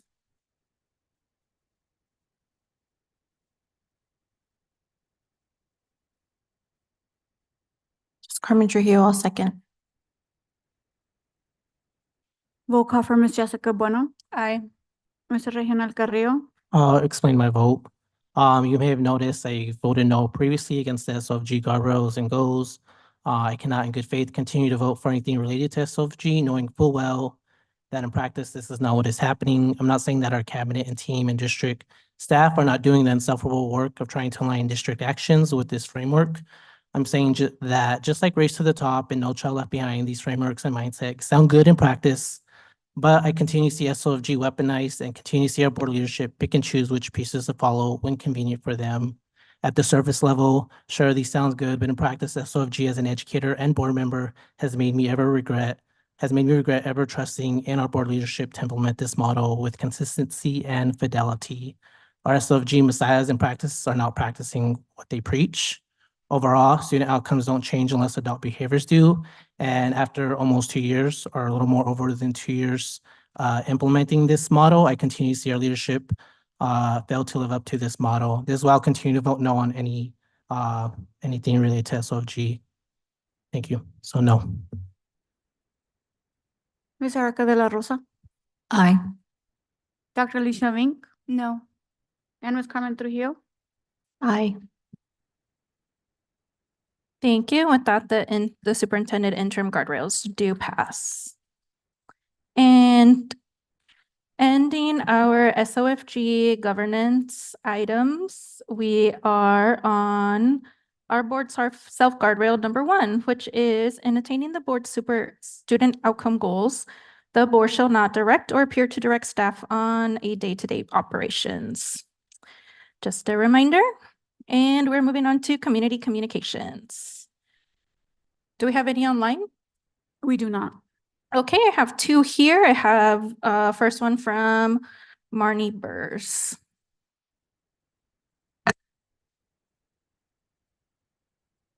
Thank you, and you have 3 minutes. Mr. Martin. Oh, there we go. It's a joint comment between myself and Mr. Martin. Go ahead. All right, good evening, Dr. Gonzalez, President Bueno, and members of the governing board. My name is Nick Barton, and I'm here with Marnie Burrs, co-presidents of PECTA, and we are representing the dedicated educators of Phoenix Elementary School District. As the school year quickly kicks off, well, it's October now, who can believe that, right? But we feel the energy and excitement around learning have been evident throughout our schools. Our teachers are motivated, our students are eager to learn, and momentum is strong. PECTA has worked tirelessly to ensure that educators are well represented, their voices heard, and their needs addressed. The union's role is vital in advocating for conditions that allow our educators to thrive in the classroom and ensure Phoenix Elementary is a place where teaching professionals want to be. Our collaboration with the board is central to achieving these goals, and together we can continue to build a district that supports both educators and students alike. So tonight we would like to speak out in support of 2 very specific agenda items. And the first one is the request approval to increase substitute rates. Raising substitute teacher rates is essential for maintaining classroom stability, especially with the ongoing challenges of attracting qualified substitutes. The proposed rates, including the long-term sub rate of $190 and including the nurse and retiree rate of $175, are important steps to ensure classroom continuity and student learning continues even when there are absences. Second, we support the focus on student outcome governance. The collaboration between the superintendent, the academic leadership team, and our school leaders in presenting SMART interim goals is a step in the right direction. Progress monitoring these goals is crucial to align with the broader mission of student success. And I want to speak as an educator that none of us like standardized testing, but we are very aware that it's the system in which we have to operate currently. And until that system changes, we're responsible for preparing our students to compete against the students in other districts who have these same goals. We appreciate the transparency and the opportunity for board members to engage with questions publicly, keeping student outcomes at the forefront. Thank you for your time, and we look forward to collaborating throughout this school year to ensure a bright future for students. Thank you. Thank you. And we have no electronic comments. Moving on to our consent agenda, I motion that we approve the consent agenda. This is Carmen Trujillo, I'll second. Roll call for Ms. Jessica Bueno, Aye. Mr. Regional Carrillo, Aye. Ms. Erica De La Rosa, Aye. Dr. Alicia Vink, Aye. and Ms. Carmen Trujillo. Aye. Thank you. Thank you. We're moving on to information and discussion. Number 1, we have an update on Reimagine Phoenix Phase 2. Thank you, President Bueno. And now I'm going to have Mrs. Sarah Sims talk to us about Reimagine Phoenix, where we've been and where we are going. Thank you, Dr. Gonzalez. Good evening, Madam President, members of the board, my fellow cabinet, community. My name is Sarah Sims. I am the Executive Director of Strategic Initiatives, and I am here tonight to give you a brief overview of the Reimagine Phoenix process, a bit of what we've done in what we're calling phase 1, and then what's to come in phase 2. So if you could, Randy, thank you. We're going to skip this first slide. I want to mimic a little bit of the procedure that was used in our community meetings. So I'm going to go to this first slide that says phase 1 update. We conducted 5 community meetings between January and May. These community meetings were held here in the governing board room. Some of you were participants in those meetings. We thank you for your attendance and your input. These community meetings were really a time for our community stakeholders to ask questions, get to know us, understand why Reimagine Phoenix was necessary and what we needed to think about when we look at where we're going and what our vision is for the district for the future. So I'm going to go back, Randy, if you would, to the previous slide. And we started each of our meetings for Reimagine Phoenix really grounding ourselves in the why. And we talk all the time about being a data driven district. And so we wanted these meetings to be really focused on the actual hard and fast data. We wanted to dispel myths. We wanted to make sure that the community understood why we were meeting and talking about the things that we were talking about. And so this graph is a really striking visualization of what our enrollment has looked like over the last 10 years. And so you can see in 23, 24, I know that some of our keen eagle eyes will say, were we at 5161? That is not our ADM, that is our overall count, which included our preschool and kinders. So in these 5 community meetings, other things that we wanted to ensure were we wanted to understand what questions the community had for us, and they had really great questions. And some of those questions included things like, what are our site capacity numbers? At what level are our schools full, if you will? What number of classrooms are we using? Which campuses host ESS self-contained programs? The number of staff that we have employed over the years. Many of you who attended these meetings will see a very similar graph going in the opposite direction of what our numbers of staff have been in the district. So while our student enrollment continues to decline, our number of staff have increased. And we wanted to make sure that there were, again, facts shared with the community about where we were and making sure that we were all being fiscally responsible. We also shared results of our demographic study that were completed by Applied Economics that gave us some really insightful numbers, again, spelling some of those myths. We learned things like 37% of our students are coming from 7 surrounding districts. That's important information when we think about things like our communication programs and the targeted audience and how do we mitigate barriers. Many students are coming to us from outside of the district, so we need to be conscious of that when we're doing our mailings and our board updates and all of those kinds of things. And so that was important information to share with the community.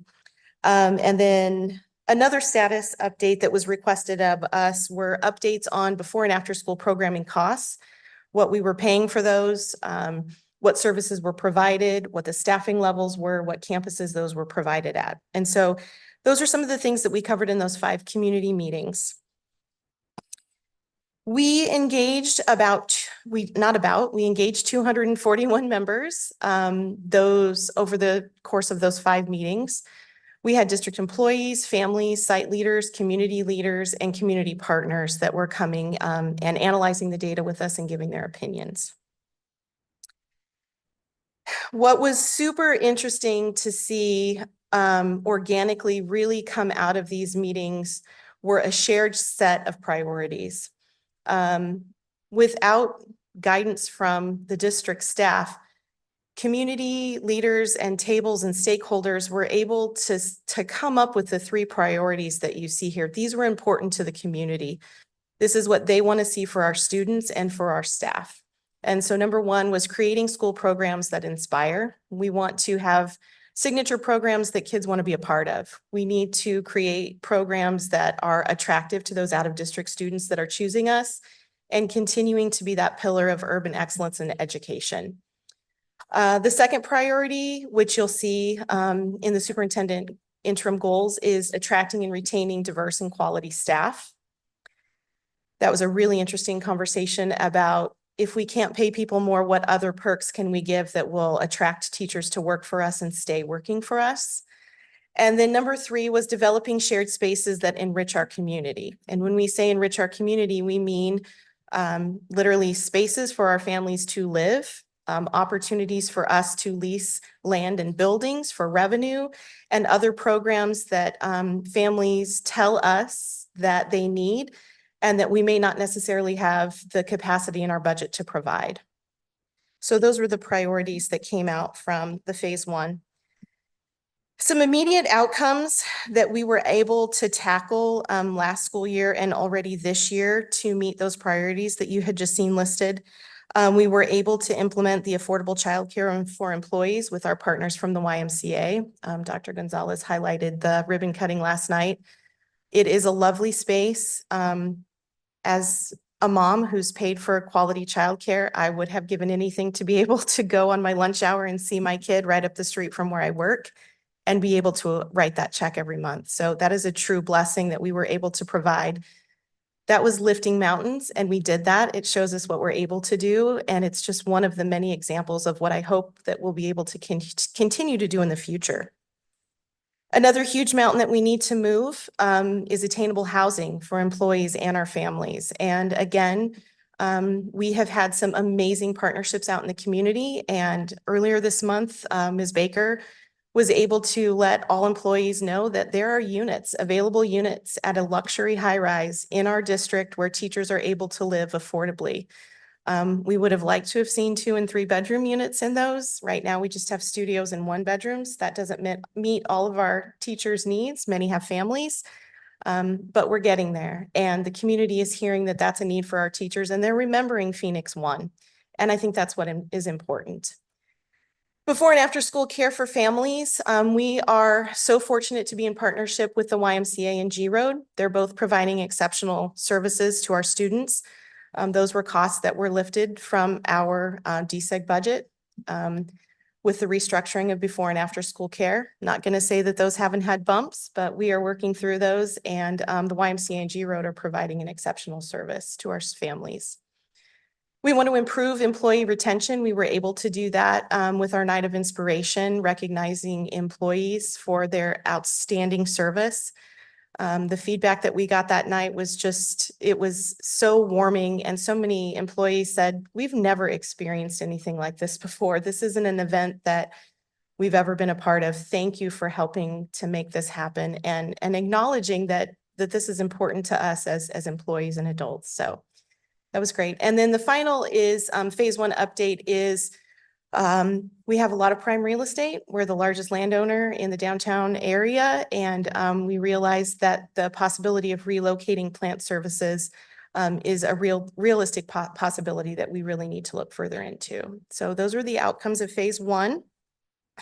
We are just getting ready to start phase 2, and we have just secured the services of Orcutt Winslow. That was approved in the last board meeting. They're going to help us complete what are called charrettes, which is an urban planning tool that is used all over to really gain inspiration and hope and vision from community members and staff and taxpayers and economic developers. What is good for us, what is good for the community, and what's good for our students. And so we encourage everyone here, everyone on the board, to join us for those charrettes. As soon as we secure those dates and times, we will be blasting that to everyone. I can't encourage you enough to please come. That information and that input is going to be vital to our Reimagine Phoenix phase 2. And so those will be coming up soon. And we felt that it was really important to invest in an agency that was able to help us truly visualize, put those ideas and those that input into a physical drawing. So part of what we're paying for with that service is that Orcutt will then have deliverables for us, which will show us what we're imagining, what we're reimagining, and what spaces might actually look like. And it is a very involved, very methodical process to carry out these charrettes. So we'll be doing some planning with them, doing a huge data dump, giving them all the information that we have so that they can carry those out in October and November. And then we hope to have some deliverables back to you in the winter, possibly late January to early February. So thank you very much. That concludes my presentation. Thank you, Ms. Sims. Do we have any questions? No, thank you. Perfect. Thank you. Thank you all. Okay, we're moving on to item 2, where we will consider or deem available to adopt a resolution authorizing the issuance and sale of school improvement bonds of the district. Thank you, President Bueno. And so I'd like to invite our colleagues from Stifel who will come and do the presentation for us.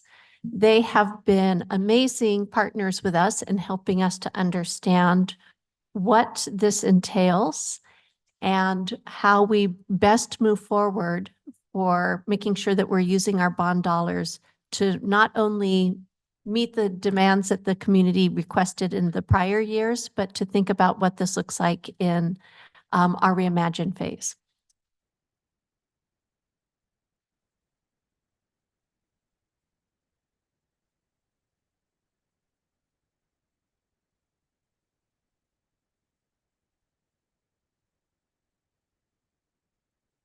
Good evening, President Bueno, fellow board members, Dr. Gonzalez, administrative staff, and the community. My name is Bob Casillas with Stifel. My colleague, Randy Stein, as well. We're very thankful to, very thankful to be here tonight. As Dr. Gonzalez had mentioned, we've been working very diligently and hard over the last several weeks and months with Dr. Gonzalez, Ms. Mena, and the rest of the financing team to bring this before you. You do have in your board packet an authorizing a resolution to issue not to exceed 49 million, which is the balance of the voted authorization back in 2022. Recall bonds were issued last year when we were before you. And so this resolution delegates to the superintendent to finalize terms within certain parameters. We put together a brief presentation. We're not going to go in detail. We want to make sure we answer any questions that you may have as we go through.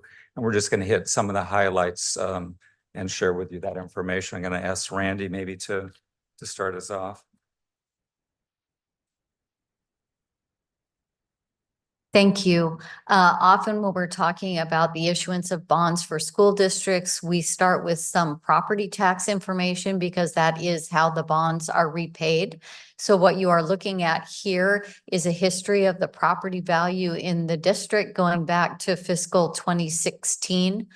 Arizona does not make it simple. And so you have 2 bars for each year on this chart. The taller blue bar is the net full cash assessed value of the district, whereas the red bar is the limited assessed value of the district. In both cases, it's the sum of all the property in the district, either measured on a full cash basis or a limited property value basis. It is the limited property value basis that is used for taxation. The full cash value basis is used for determining bonding capacity, actually not an issue that we are concerned with this evening. It is the tax piece that we are talking about. So you can see that property value in the district has been growing over this time period. You have a small remnant on the left-hand side from the financial crisis situation in 2008. Property values are actually lagged onto the tax roll. So you can see that it kind of hung over a little bit there into fiscal 16, but has been growing ever since. The other thing to point attention bring your attention to is the discrepancy right now between those two bars. And what that's just a function of this current run up in the real estate market. The blue bar grows unfettered, whereas the red bar is for most property is constitutionally limited to only growing 5% a year. But what this does tell us is that we would expect the value for tax purposes, that red bar, to continue to grow for several years at least. This is a history of the district's property tax rates. There are multiple property tax rates. The big orange bar on the bottom is the primary property tax rate. The only time that is interrupted is in fiscal 19. And you can see the bar that had the beige color that has popped out in fiscal 19. The legislature, the courts have been messing with the treatment of the tax rate for desegregation purposes. There's nothing new, there's nothing different. It was just treated differently in that year. And then the red band is the tax rate for the district's M&O override. The blue, and then the blue band, excuse me, the gray band on top of that is for the district's additional assistance override. And then the red band is the tax rate for the bond program. So currently fiscal 25, that tax rate for the bond program is approximately $1.01.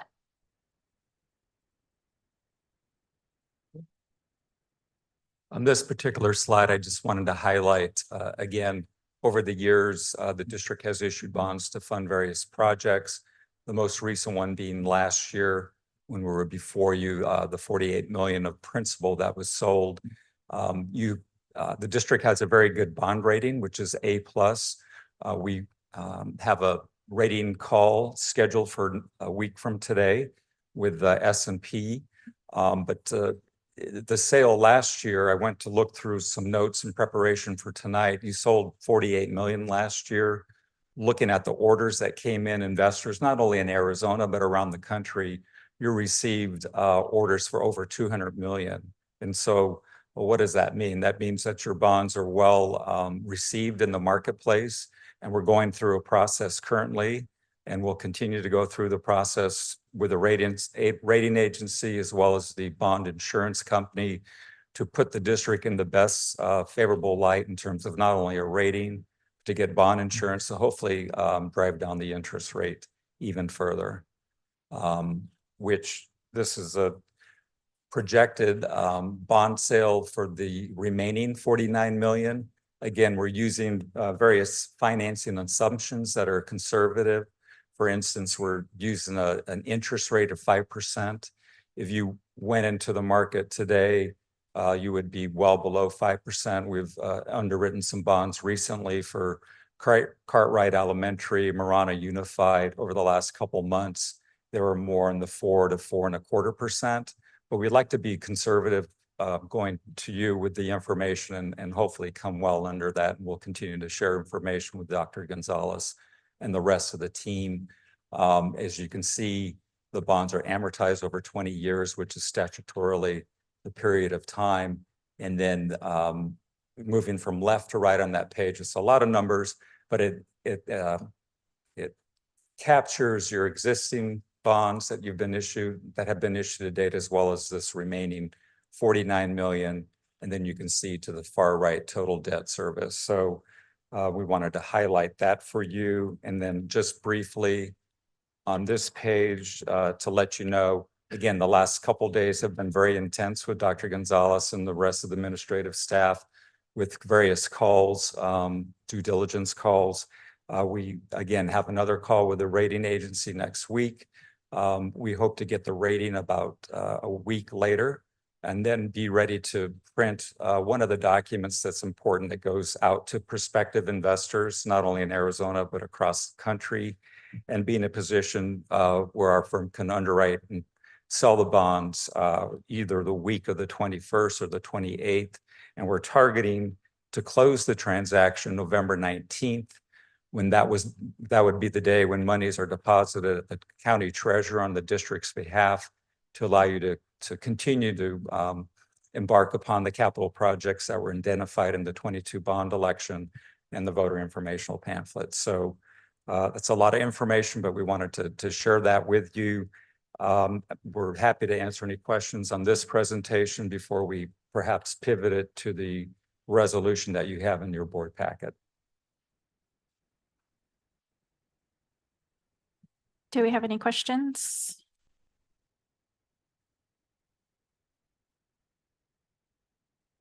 Thank you. Thank you. As I mentioned, the resolution in your packet, which is prepared by your bond counsel, Jim Gill, who's actually on YouTube listening in or watching in. I don't know, you could do that. Shows you how old I am, I guess. But in any event, he prepared this bond resolution. It again authorizes the district to move forward to sell the bonds within certain parameters, delegating to the superintendent to finalize the terms, the not to exceed parameters, 49 million, which is your balance of your authorization, a not to exceed interest rate of 5.25%, again, being very conservative. And then also the amortization scheduled statutorily has to be within 20 years. So the payback schedule, which in the structure I showed you previously in that slide, is within 20 years. So with that, I know there are a lot of other documents in your board packet for to have on file that are part of the process, similar to this process we went through last year. But do you have any questions on the resolution itself? No, thank you. Thank you. Thank you. Okay, with no questions, I motion that we adopt the resolution authorizing the issuance and sale of school improvement bonds of the district. Alicia Vinco, second. Roll call for Ms. Jessica Bueno, Aye. Mr. Reginald Carrillo, Yes. Ms. Erica De La Rosa, aye. Dr. Alicia Vink. Aye. And Ms. Carmen Trujillo. Aye. Thank you. Thank you. With that, we're moving on to our closing items. Do we have any board member requests? Hearing none, moving on to future agenda items. Okay, we are adjourned I motion we adjourn at 7:18. This is Carmen Trujillo, second. Roll call for Ms. Jessica Bueno, Aye. Mr. Reginald Carrillo, Yes. Ms. Erica De La Rosa, Aye. Dr. Alicia Vink. Aye. And Ms. Carmen Trujillo. Aye. Thank you. Thank you. And with that, our next governing board meeting is scheduled for October 1st at 5:15. We'll see you later. Have a good night.